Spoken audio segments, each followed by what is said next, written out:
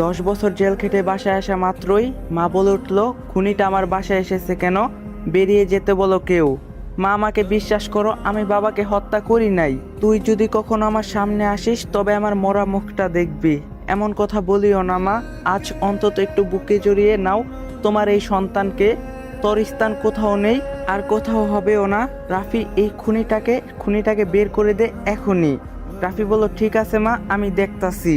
তখন হাসিব বলল, ভাইয়া তোমরা আমাকে বিশ্বাস করো, আমি বাবাকে খুন করি নাই।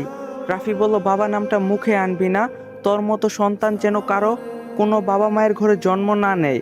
হাসিব বলল, তুমিও অবিশ্বাস করতাছো ভাইয়া? জানো ভাইয়া, এই 10টা বছর আমি ঘুমাতে পারি নাই এই অপবাদ নিয়ে। রাফি একটু হেসে বলল, তোর কথা শুনে আমার হাসি পাচ্ছে। নিজের বাবাকে হত্যা করে দোষী হয়ে 10 বছর জেল খাটলি, আবার তুই বলতাছিস মিথ্যা অপবাদ। হাসিব বলল, হ্যাঁ এটা মিথ্যা অপবাদ। তখন রাফি বলল, এত কথা বুঝি না, এই মুহূর্তে তুই এই বাড়ি থেকে বেরিয়ে যাবি। হাসিব বলল, আমার তো যাওয়ার কোনো জায়গা নেই, আমি কোথায় যাব এই বাড়ি ছেড়ে? রাফি বলল, যাবি নাকি ঘাড় ধাক্কা দিয়ে বের করে দিব তোকে? হ্যাঁ। এইসব কথা দূর থেকে হাসিব ও রাফির মা শুনতেছিল। হাজারটা ভুল করলো মায়ের বুকে, কিন্তু সন্তানের জায়গা থাকে। তখন রাফির মা বলল, রাফি, এই খুনিটাকে আজ থাকতে দে, এত রাতে কোথায় যাবে? কাল না হয় বের হয়ে যাবে বাসা থেকে। রাফি বলল, কিন্তু মা, একে বাসায় রাখা কি ঠিক হবে? যদি আবার কিছু কাহিনী ঘটায়? হাসিব বলল, বিশ্বাস করো আমি কিছু করব না, আমাকে আজকে রাতটা থাকতে দাও, আমি কাল চলে যাব। রাফি বলল, ঠিক আছে, এত করে যখন বলতাছিস, ঠিক আছে ভিতরে আয়।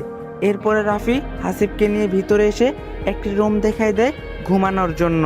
তখন হাসিব বলল, একটু খাবার পাওয়া যাবে কি ভাইয়া? রাফি বলল, এই বাসাতে তোর ভাত হারাম, বেশি কথা বলে থাকতেও দিব না। হাসিব বলল, ঠিক আছে, আমি ঘুমাচ্ছি। এরপরে সবাই ঘুমিয়ে পড়ে। ঠিক রাত 2টার দিকে হঠাৎ চিৎকারের শব্দ আসে। বাঁচাও বাঁচাও, আমাকে শেষ করে ফেললো, প্লিজ আসো আমাকে বাঁচাইতে।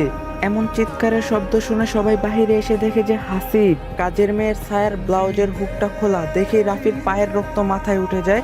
রাফি বলল, কি হয়েছে ছায়া, তুমি কান্নাকাটি করতেছো, ব্যাপারটা কি?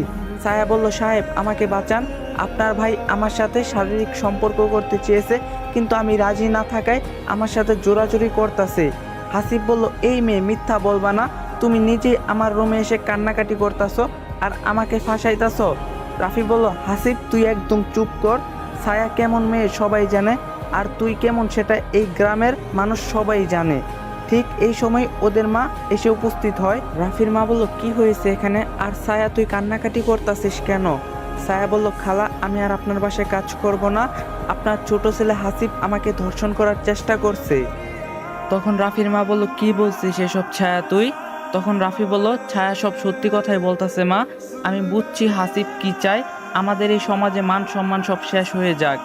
আর কোনো কথা না ভেবেই হাসিবের মা এসে হাসিবকে কষে একটা থাপ্পড় দেয়। হাসিবের মা ঠাস ঠাস করে 2টা থাপ্পড় মারে।